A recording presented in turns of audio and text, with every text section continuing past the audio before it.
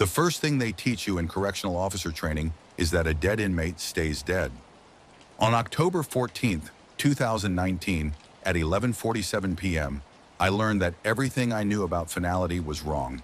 My name is Robert Davis. I spent 31 years working as a correctional officer at Westbrook Correctional Facility in rural Pennsylvania, about 40 miles outside of Pittsburgh. I started there in 1988, fresh out of the police academy, 22 years old and convinced I understood how the world worked. Westbrook is a medium security facility housing roughly 800 inmates at any given time. It's not a glamorous place. The buildings are gray concrete and steel, built in 1971, expanded twice since then. The walls are thick, the procedures are clear. Everything operates on schedules, counts, and documentation. In 3 decades, I worked every shift rotation, every housing unit, and handled more incidents than I can remember. I knew that facility like I knew my own home. Better, probably. Westbrook runs on routine. Morning count at 6, breakfast at 7, work details, recreation, meals, medication distribution, evening count, lights out. Every single day follows the same pattern. The inmates know it. The staff knows it. Even the rhythm of the ventilation system becomes familiar after a few years. You learn to read people in that environment. You learn when someone is planning something, when tensions are rising, when to step in, and when to let things resolve themselves. You develop instincts.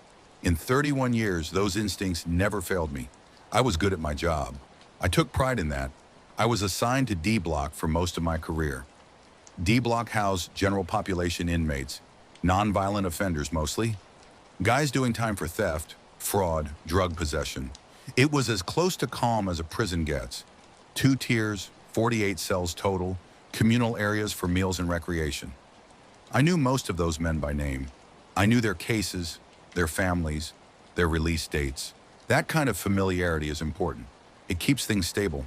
In September 2019, we received a transfer from a minimum security facility downstate. His name was Daniel Fletcher, inmate number 4729B. He was 43 years old, serving the last 8 months of a 2-year sentence for embezzlement. White-collar crime. He'd worked as an accountant for a construction company in Harrisburg, got caught skimming payments, took a plea deal. His file showed no disciplinary issues, no gang affiliations, no history of violence. He was exactly the kind of inmate who moves through the system quietly and goes home without incident. Fletcher was assigned to cell D217, second tier, North End. He kept to himself mostly, which was normal for guys like him. White-collar offenders often have a hard time adjusting to prison social dynamics. They don't fit in with the general population, and they know it.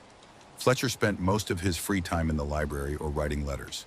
He had a daughter, Hannah, who was 16. Her picture was taped inside his cell. He showed it to me once during a routine inspection. She was blonde, smiling, wearing a high school volleyball uniform. He told me she had a scholarship offer to play at Penn State.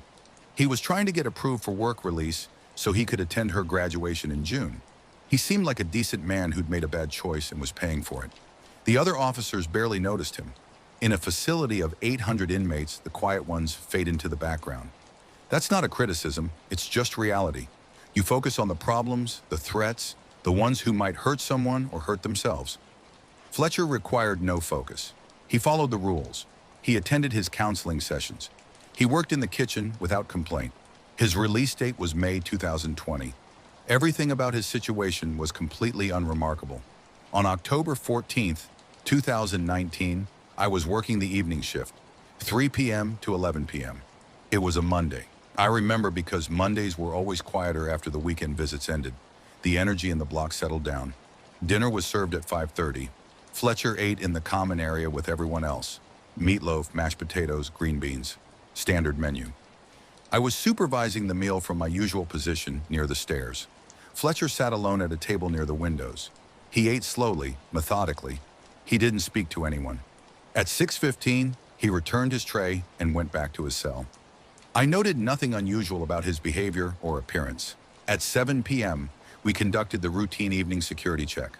Officer Tyler Morgan and I walked the tiers, visually confirming each inmate's location and condition. Fletcher was in his cell, sitting on his bunk, reading a paperback book. Tyler asked him how he was doing. Fletcher said he was fine. His voice was steady. Unremarkable. We moved on to the next cell. The entire check took 23 minutes. Everything was in order. At 8:40 p.m., inmate Anthony Rodriguez in cell D-203 activated his call button. Rodriguez was serving time for drug distribution, generally cooperative, no major issues. When I reached his cell, he told me something was wrong with Fletcher. He said Fletcher had been making strange sounds for the past 10 minutes. I asked him to describe the sounds. Rodriguez said they were like gasping or choking, but irregular. He seemed genuinely concerned. I walked down to cell D-217 and looked through the observation window. Fletcher was lying on his bunk, on his back, fully clothed. His eyes were open but unfocused. His breathing appeared labored and irregular. I could see his chest rising and falling in uneven patterns. I immediately radioed for medical assistance and unlocked his cell door. Officer Tyler Morgan joined me within seconds. When I entered the cell, I called Fletcher's name twice. He did not respond. His eyes did not track my movement. I checked for responsiveness by gently shaking his shoulder. There was no reaction. His skin felt cool to the touch, and there was no obvious injury or trauma. His breathing was shallow and irregular, approximately 6 to 8 breaths per minute. I could detect no signs of drug use, no unusual odors, no visible wounds. Medical arrived at 8:47 p.m. Nurse Rachel Foster and EMT Christopher Hayes. They performed an immediate assessment. Foster checked his pulse, blood pressure, and pupil response while Hayes prepared the portable defibrillator as a precaution. Fletcher's pulse was weak and irregular at 42 beats per minute. His blood pressure was 70/40. His pupils were dilated and non-reactive. Foster asked if anyone had seen him take anything or if he had complained of pain earlier. No one had observed anything unusual. At 8:51 p.m., Fletcher's breathing stopped. Foster immediately began chest compressions while Hayes prepared to ventilate. I cleared the cell doorway and maintained security while they worked. Tyler evacuated the nearby cells as a precaution and established a perimeter. The compressions continued for 4 minutes. At 8:55 p.m., Hayes detected a faint pulse. Foster stopped compressions and reassessed. Fletcher's breathing resumed, shallow and irregular, but present. They transferred him to a backboard at 9 p.m. and transported him to the medical unit. I accompanied them, maintaining custody protocol. In the medical unit, Dr. William Bennett took over. Dr. Bennett had been the facility physician for 12 years. He was thorough and competent. He performed a full examination, including blood work, EKG, and neurological assessment. Fletcher remained unresponsive throughout. The initial blood work showed no signs of drugs, alcohol, or toxins. The EKG revealed irregular cardiac activity, but nothing that explained the sudden collapse. Dr. Bennett ordered an emergency transfer to Westbrook Regional Hospital. The ambulance arrived at 9:32 p.m. I rode with Fletcher, maintaining custody as required by protocol. He was my responsibility until officially released to hospital staff. At the hospital, Fletcher was admitted to the intensive care unit at 10:05 p.m.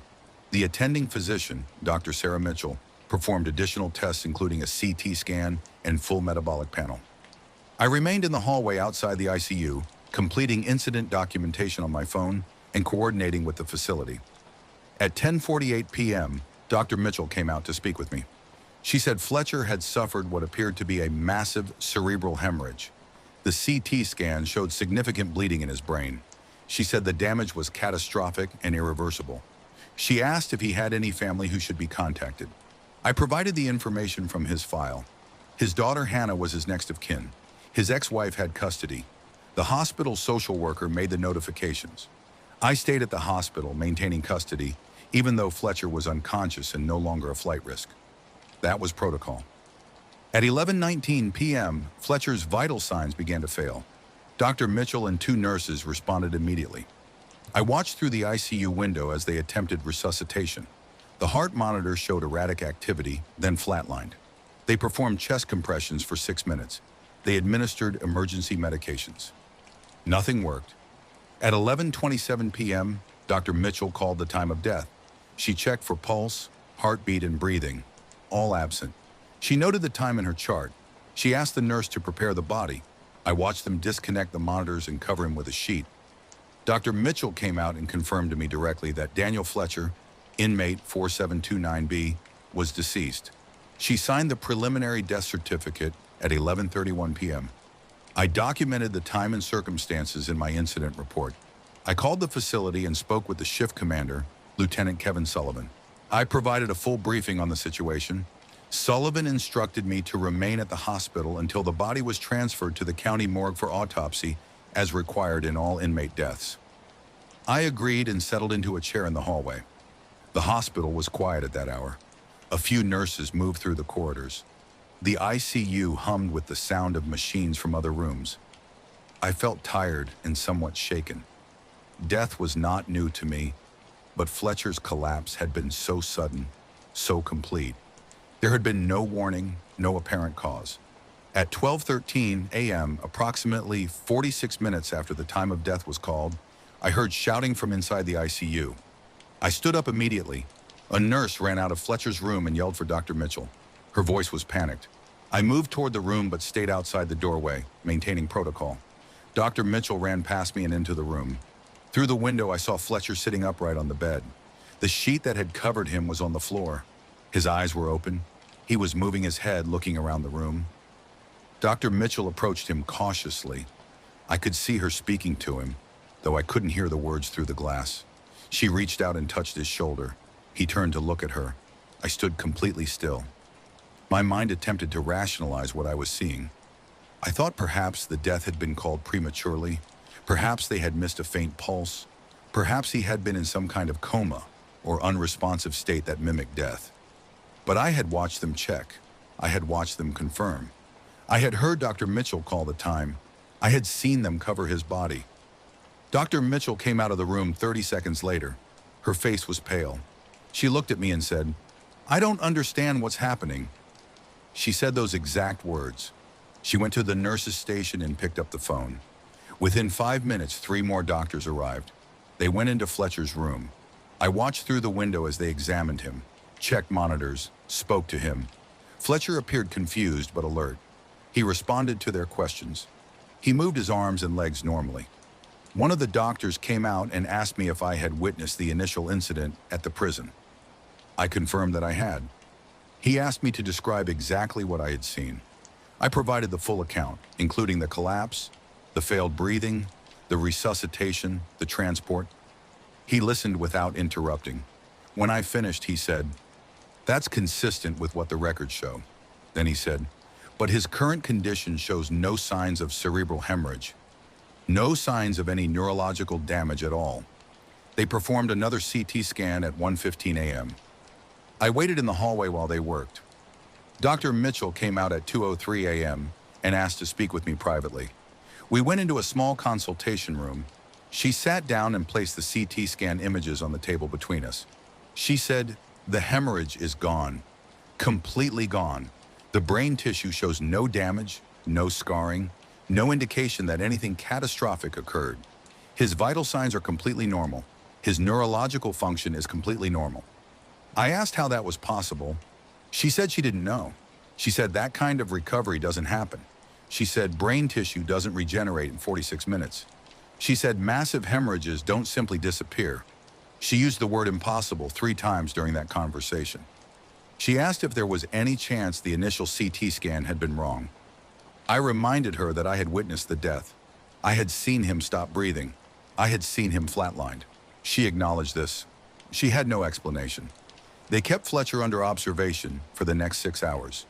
During that time, he underwent 4 additional examinations by different specialists: neurology, cardiology, internal medicine. Every test came back normal. Better than normal, actually. Fletcher's brain activity, heart function, and blood chemistry showed no abnormalities whatsoever. He had no memory of the incident. He said the last thing he remembered was lying on his bunk reading around 8:30 p.m. Everything after that was blank. At 7:45 a.m., after consultation with multiple specialists and the hospital administration, Dr. Mitchell released Fletcher back into my custody. She provided me with copies of all medical records and test results. She wrote in her discharge summary that the incident represented an unexplained medical event with no current explanation. She recommended ongoing monitoring but found no medical reason to keep him hospitalized. I transported Fletcher back to Westbrook Correctional Facility at 8:20 a.m. During the drive, he was quiet. I asked him how he felt. He said he felt fine. He said he was confused about what had happened. He asked me what I had seen. I told him the basic facts. He listened without responding. When we arrived at the facility, he was processed through medical intake again and cleared to return to general population. Lieutenant Sullivan met with me in his office at 9:30 a.m. I provided a complete verbal briefing and submitted my written incident report. Sullivan reviewed the hospital records. He called the Department of Corrections Central Office to report the incident. They instructed him to place Fletcher under medical observation status for 72 hours and to ensure he received daily evaluations by Dr. Bennett. For the next 3 days, I saw Fletcher multiple times per shift. He returned to his normal routine. He ate meals, he worked in the kitchen, he went to recreation. Dr. Bennett examined him each morning and found nothing unusual. Fletcher's behavior remained calm and unremarkable. Other inmates asked him what had happened. He told them he didn't remember. On October 18th, the county medical examiner's office contacted the facility. They had been notified of Fletcher's death and were expecting a body for autopsy. When they learned he was alive, they requested copies of all medical documentation. Lieutenant Sullivan provided everything. The medical examiner, Dr. Matthew Harris, reviewed the records and called back 2 hours later. He spoke with Dr. Bennett directly. I was present in the medical unit when that conversation occurred, though I only heard Dr. Bennett's side. Dr. Bennett listened for several minutes, occasionally interjecting with, "Yes," or "I understand." When he hung up, he looked at me and said, "Dr. Harris has no explanation. He's reviewed cases of misdiagnosed death, cases of deep coma states, cases of drug-induced suspended animation. Nothing fits. The hospital documentation is clear. Multiple physicians confirm death. The time gap between death and revival is documented. The complete disappearance of catastrophic brain damage is documented. He says none of it should be possible." The Department of Corrections sent an investigative team to the facility on October 21st. They interviewed everyone involved, including me, Dr. Bennett, Nurse Foster, EMT Hayes, Officer Tyler Morgan, and several inmates who had been in D Block that evening. They reviewed all security footage, medical records, and incident reports. They spoke with the hospital staff. The investigation took 4 days. Their final report, which I was allowed to read, concluded that Daniel Fletcher had experienced an unexplained medical event resulting in temporary cessation of vital signs followed by spontaneous recovery. The report noted that all protocols had been followed correctly by correctional and medical staff. It noted that the hospital's diagnosis and documentation were consistent with observed symptoms. It found no evidence of misconduct, negligence, or procedural failure. The final paragraph stated, "No medical explanation has been identified for the subject's recovery. Current medical understanding cannot account for the documented sequence of events. Subject remains in good health with no ongoing medical concerns." Fletcher was released from custody on schedule in May 2020. I was working the day he left. I processed his exit paperwork and escorted him to the release gate. Before he left, he shook my hand. He thanked me for staying with him at the hospital. He said he didn't understand what had happened to him, but he was grateful to be alive. I told him to take care of himself. He walked out through the gate and got into a car where his daughter was waiting. I watched them drive away. I never spoke to Fletcher again after that day, but the incident stayed with me. I found myself thinking about it during quiet moments on shift, during the routine counts and security checks that had always felt so concrete and certain. I had spent 3 decades in an environment built on absolutes. Locked doors stay locked. Inmates who escape are caught or they remain free. The dead stay dead. Those were foundational truths. In the months following the incident, I noticed changes in how I approached my work. I became more cautious, more observant of details that previously would have seemed irrelevant. When an inmate appeared ill, I found myself wondering whether the symptoms were real or something else, something I couldn't quantify. During medical emergencies, I stayed longer than required, watching, documenting, verifying. I think I was looking for patterns, for some indication that what happened to Fletcher might happen again. It never did. Over the 18 months between October 2019 and my retirement in April 2021, I witnessed 2 other inmate deaths. Both were expected. One was an elderly man with stage 4 cancer. The other was a cardiac arrest during a basketball game. Both times, medical staff confirmed death. Both times, the deceased stayed deceased. Everything proceeded according to the natural order I had always understood. But Fletcher's case remained open in my mind. I obtained copies of all the records through a formal request before I retired. I've read them multiple times. The timeline is clear. The medical documentation is thorough. At 11:27 p.m. on October 14, 2019, Daniel Fletcher was dead. Multiple physicians confirmed it. At 12:13 a.m. on October 15th, he was alive, with no trace of the injury that had killed him. I've considered many explanations. Misdiagnosis seems the most rational, but the documentation contradicts it. Multiple doctors confirmed death independently. The heart monitor showed a flatline. Resuscitation efforts failed. The CT scan showed catastrophic brain damage. Misdiagnosis doesn't account for all of those factors simultaneously. I've wondered about rare medical conditions that mimic death: catalepsy, profound hypothermia, certain drug reactions. But Fletcher's blood work was clean. His body temperature was normal. The hospital staff were experienced professionals who knew how to confirm death. They weren't fooled by a weak pulse or shallow breathing. They verified absence of all vital signs. The disappearance of the brain hemorrhage presents its own impossibility. Brain tissue doesn't heal that way. Catastrophic damage doesn't reverse. Bleeding doesn't spontaneously reabsorb and leave no trace in 46 minutes. Every medical professional I've spoken to, casually and carefully over the past few years, has confirmed this. What the CT scans documented before and after should not exist in sequence. I retired from Westbrook Correctional Facility on April 30th, 2021. I was 55 years old. I had planned to work until 60, but after what happened, I found I no longer had the certainty required for the job. Correctional work demands absolute confidence in procedures and protocols. It demands the ability to rely on training and experience without hesitation. I no longer had that. Every time I made a decision or followed a procedure, some part of my mind questioned whether reality would follow the expected pattern. My colleagues threw me a retirement party. I received a plaque and a watch. The warden gave a speech about my 31 years of service and my professionalism. No one mentioned Fletcher. I think most of them had moved on from it, filed it away as a strange medical anomaly that didn't require further thought. I envied that ability. I still have the medical records in a file box in my garage. I look at them occasionally, though less often now than I did in the first year after retirement. The CT scan images are there. The death certificate that was never officially filed. The incident report signed by multiple officers. Dr. Mitchell's discharge summary with its carefully worded acknowledgement of impossibility. I've tried to contact Fletcher twice since my retirement.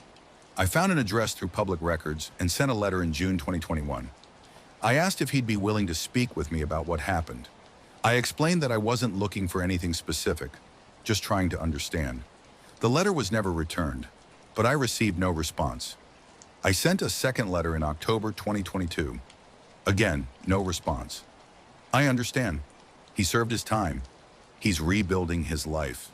The last thing he needs is a reminder of the worst night of his incarceration. Sometimes I wonder if he thinks about it the way I do. Whether he lies awake at night trying to reconcile what the medical records say with the simple fact that he's alive. Whether he feels the same fundamental uncertainty about the nature of reality that I've carried since that night. Or whether he's simply grateful for a second chance and has chosen not to question the mechanism that provided it. I've told this story to very few people. My wife knows the basic facts. My brother, who's a physician, knows more. He's reviewed the records. He's consulted with colleagues. No one has provided an explanation that satisfies the documented evidence. The word anomaly appears frequently in these conversations. So does the phrase medical mystery. But those terms feel insufficient. An anomaly suggests something rare, but still within the bounds of known possibility. What happened to Daniel Fletcher wasn't rare.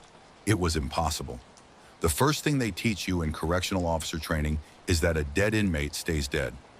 I spent 31 years believing that with complete certainty. I built my career on that certainty and others like it. The world operated according to rules that could be learned, tested, and relied upon. Doors opened when you used the right key. Alarms sounded when perimeters were breached. Medical conditions followed predictable progressions. On October 14th, 2019, I learned that certainty has limits. I learned that systems built on observable reality can encounter events that don't fit within their parameters. I learned that documentation and evidence don't always provide answers, even when they're thorough and professional and created by competent people following correct procedures. I still believe in procedures. I still believe in documentation and evidence and the importance of following protocol. But I no longer believe those things guarantee understanding. The file box in my garage contains proof of something that shouldn't have happened, witnessed and documented by multiple trained professionals, none of whom can explain it. That proof sits there, unchanging and unresolved, a reminder that some experiences resist explanation, no matter how carefully we observe them or how thoroughly we record what we've seen. I worked as a prison guard for 31 years. I thought I understood the boundaries between life and death, between possible and impossible. I was wrong. That knowledge haunts me still, not because it's frightening, but because it's true.